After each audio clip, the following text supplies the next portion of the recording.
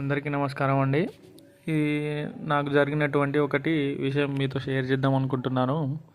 ఏంటంటే మనం కారు ఒక 4-5 డేస్ వాడకుండా అలాగే ఒక దగ్గర ఉంచితే ఎలుకలు ఇంజన్ సైడ్ వెళ్ళి వైర్లు అనేటివి కట్ చేయడం జరుగుతుంది. సో అది నాకు ఈసారి జరిగిందని ఈ వీడియో అనేది మీతోటి షేర్ చేద్దాం అనుకుంటున్నాను. ఇప్పుడు ఏంటంటే నేను నైట్ బండి తీద్దామని చూసేసరికంటే ఎలుకలు అనేటివి బయటికి ఉరకడం చూశాను. ఇక నైట్ కాబట్టి చూద్దామనేసరికంటే ఇంజన్ చెక్ లైట్ అనేది కూడా వచ్చింది కాబట్టి ఇక నైట్ నడపకుండా అలాగే పెట్టి మార్నింగ్ టైంలో చూద్దామని వైర్ ఎక్కడ కట్ చేసింది ఏం కదా చూద్దామని బానట్ ఓపెన్ చేసి అయితే చూస్తున్నాను. కాకపోతే ఏం అర్థమవుతలేదు ఎక్కడ వైర్ కట్ అయింది ఏంది అనేది.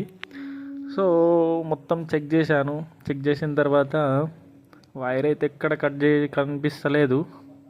సో ఇదేదో మనకు అర్థమవుతలేదు అని మెకానిక్ షాప్ని ఫోన్ చేసి అన్న మనకి ఇట్లా జరిగింది, మరి బండి తీసుకొని వద్దాం అనుకుంటున్నాం అంటే అన్న కూడా మంచి రెస్పాన్స్ సరే తమ్మి తీసుకొని రమ్మని చెప్తే సరే అని కార్లో కూర్చొని స్టార్ట్ చేద్దామని స్టార్ట్ చేశాను.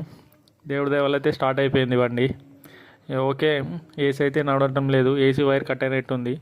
మీతో ఏమేమి కట్ అయినాయో అక్కడ వెళ్ళి చూద్దామని స్టార్ట్ అయిపోయినాయి. ఇక బండి తీసుకొని మెకానిక్ దగ్గర వెళ్దామని.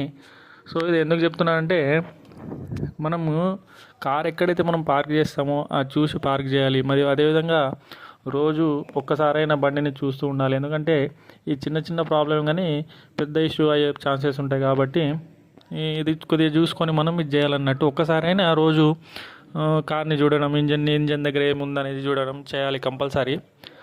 సో ఇక ఇదైతే చెక్ లైట్ వచ్చింది కాబట్టి మనకు వెంటనే అర్థమైంది కాబట్టి మనం ఈసారికి మనం మెకానిక్ దగ్గర తీసుకొని వెళ్తున్నాం. సో మెకానిక్ కూడా చాలా మంచిగా ఉన్నాడు ఆయన.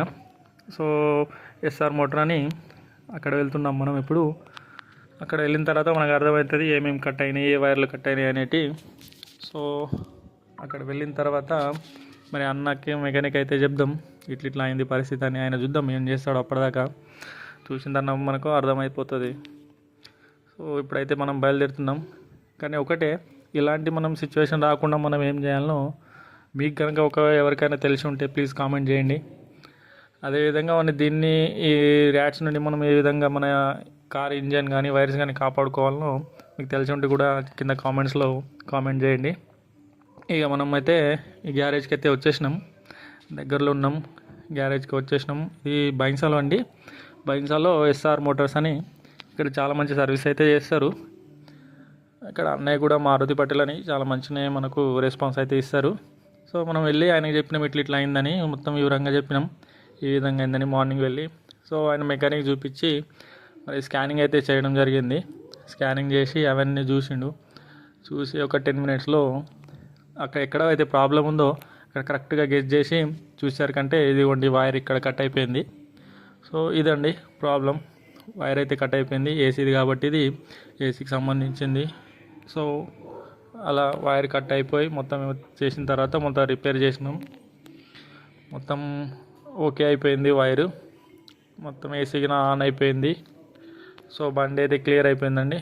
నాకైతే వచ్చిన లాసు ఇదిగోండి 1000 రూపీస్ అయితే అయిందండి. చిన్న వైర్ కట్ చేయడం వల్ల ఇలాంటి ప్రాబ్లమ్స్ వస్తాయి. Okay, thank you.